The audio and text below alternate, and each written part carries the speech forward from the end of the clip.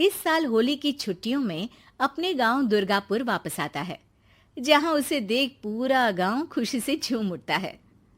जब गया था तब इतना सा था और अब देखो कितना बड़ा हो गया है। हाँ सरपंच जी, जब मैं गया था तब आप भी बहुत जवान थे और अब देखो कितने बूढ़े हो गए हैं आप।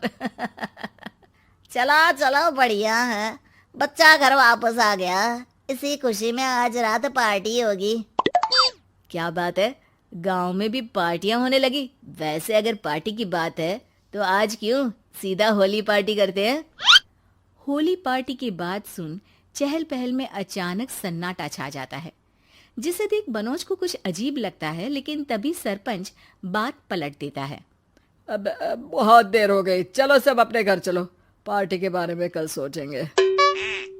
मनोज भी मम्मी पापा के साथ घर आ जाता है, पर होली पार्टी और उस पर पूरे गांव की खामोशी वाली बात अभी तक उसके जहन से निकलती नहीं। पापा, होली पार्टी की बात पर सब चुप क्यों हो गए थे? अरे होगी उनकी कोई अपनी बात। मुझे गांव की पंचायत ही थोड़ी पता है। थक गया हूँ, चलो सो जाते हैं, कल बात करते हैं। पापा की बात मानते हुए मनोज भी सोने चला जाता है। आज तो छुपा लिया, लेकिन हफ्ते बाद जब होली का दिन आएगा तब इसे कैसे रोकोगे? अगली सुबह सूरज के साथ ही मनोज भी गांव घूमने निकल जाता है, जिस पर रास्ते में उसे अपनी ही उम्र के कुछ लड़के भी मिलते हैं, जिनसे दोस्ती कर अब वो उनके साथ घूमने लगता है। इसी तरह कुछ दिन बीत जाते हैं और होली नजदीक आने लगती है। दोस्तों, होली में 4 दिन ही बचे हैं, पर गांव में उसकी कोई तैयारियां क्यों नहीं दिख रही? क्योंकि यहाँ होली नहीं मनाई जाती। अरे पर ऐसा क्यों? वो राजा भूषण। अरे तुम 4 दिन के लिए आए हो, क्या इतना सोच रहे हो? चलो कुछ खाने चलते हैं। इसी के साथ एक बार फिर होली की बात को टलते हुए देख मनोज को शक होने लगता है। वो घर पहुंचते ही इंटरनेट पर अपने गांव और राजा भूषण के बारे में जानकारी निकालने लगता है। क्या? मुझे आज तक ये नहीं पता था। ऐसा कैसे? किसी ने मुझे कुछ बताया क्यों नहीं? सारी जानकारी लेने के बाद मनोज गांव वालों या अपने मम्मी पापा से कुछ पूछे बिना खुद ही उसकी सच्चाई के बारे में छानबीन करने लगता है, जिसके चलते वो राजा भूषण की हवेली में पहुंचता है। वाह, क्या हवेली है यार। पर क्या यहाँ सच में कोई भूत है? हेलो भूत जी, कोई है क्या?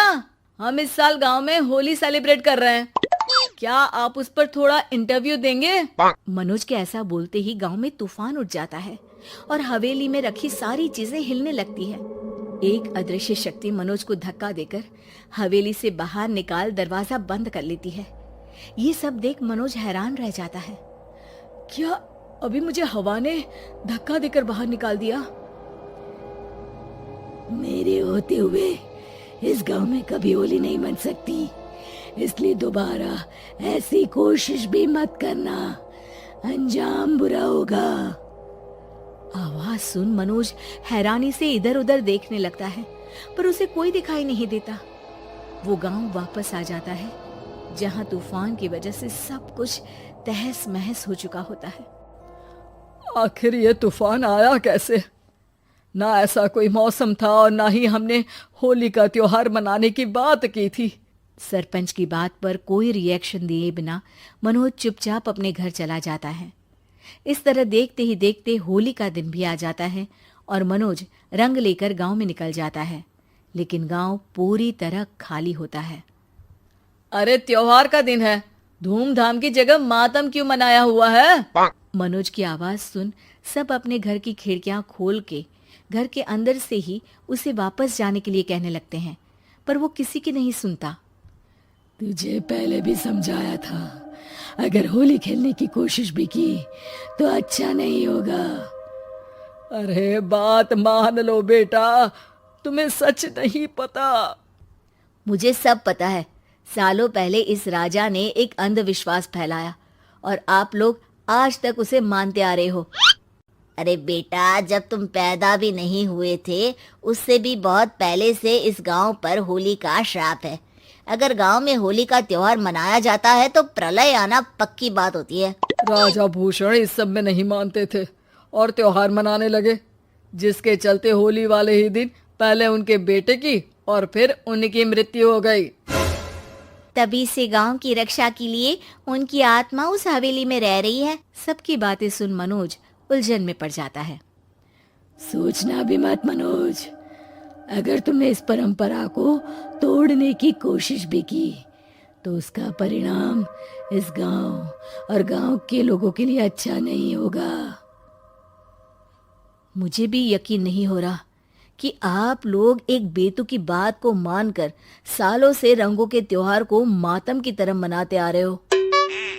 मनोज किसी की कोई बात ना मानते हुए पूरे गांव में रंग बिखेर देता है, जिसके तुरंत बाद वहां तूफान के साथ बिजलियां गरजने लगती है।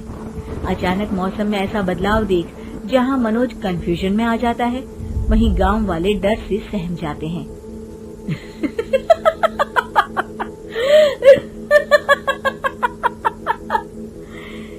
इस लड़के ने हमारे जैसे सिर्फ अपने स्वार्थ के लिए नहीं बल्कि पूरे गांव की खुशियों के लिए यहाँ होली मनाई है, जिस वजह से अब इस गांव पर होली का श्राप टूटता है।